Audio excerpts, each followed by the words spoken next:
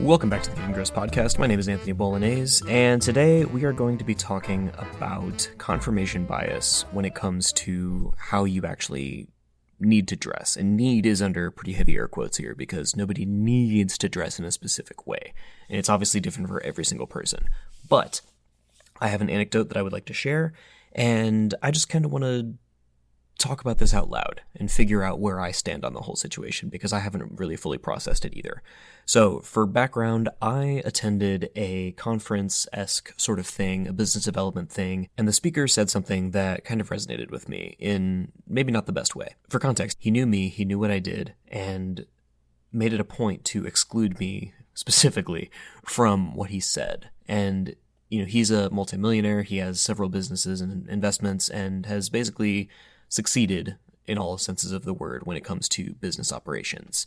And the topic of personal brand was being discussed, and he kind of took a hard stance against business professional and business casual attire. And I think that there is an element of confirmation bias there, because not every industry, and granted, I admit, I agree to this, not every industry requires you to dress in a business casual, business professional, or even remotely professional way.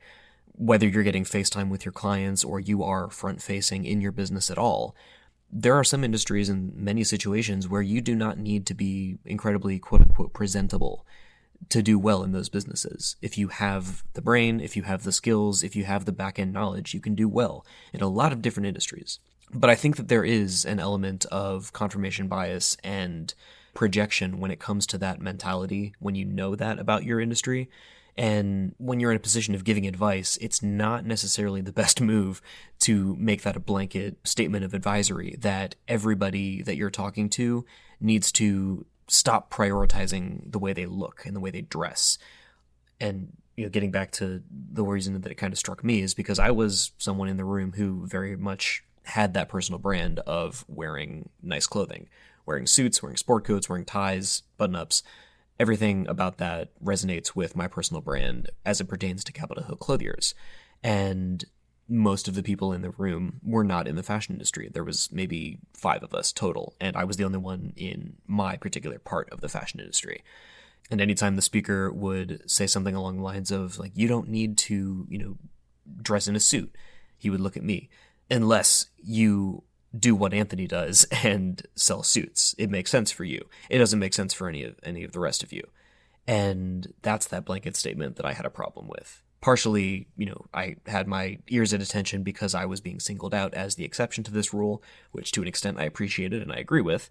I don't know how many people would trust me to sell them a custom suit if I was wearing, jeans and a t-shirt. But there were a lot of people in the room that did have customer-facing positions within their own company, and their companies themselves had a reason to present themselves well.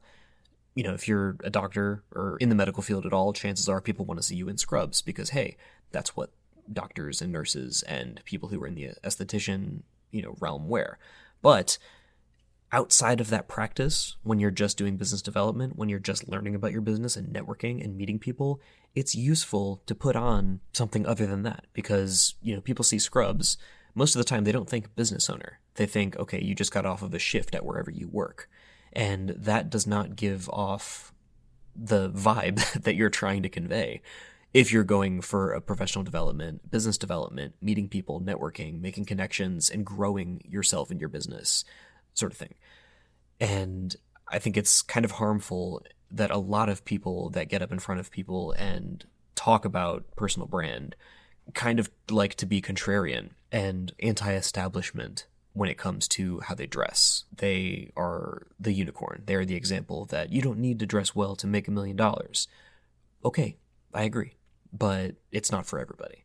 And I'm not saying that everyone needs to shop with me and have custom garments for themselves, but at the very least, don't make those blanket statements that nobody needs to dress like this unless you're in a very specific industry, regardless of your industry. And regardless of whether the context is even in work, you need to be able to put yourself forward as the person that you want people to perceive you as. That's what personal brand is. It's the way in which you convey your value and personality to the world.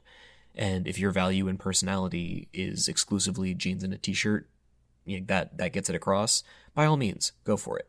But if you're trying to, punch above your weight class and potentially advance in a room full of people that might value that a little bit more than you do, you may not see the value until you start kind of making those maybe concessions in your own mentality and figure out exactly what the people you want to be around want to see.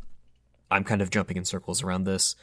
I don't really necessarily know if I have a specific point that I can bring it back to, other than don't make blanket statements about how people, quote unquote, should dress, and don't project your own experiences on to other people and the way that they operate their businesses and the way that they represent themselves. Because, I know there are a lot of people that were in that specific crowd that thought, oh, so maybe I'm just putting in too much effort. Maybe I, should dress down. Honestly, no. Dress for success. Success doesn't mean that you have to be in a banker suit, but it does mean that you probably should be in more than the Mark Zuckerberg uniform. All right, I've said my piece. Please, if any episode, I want feedback on this one. I want to know your experiences. I want to know what your style has done for you in the context of interviewing or pitching or growing a business or even just networking in general for your own job or dating or literally anything. Like, your personal brand is so important, and I want to know other perspectives other than mine, because I don't want to get caught up in that confirmation bias either. I operate in that space, and I want to know what you guys think. So please let me know.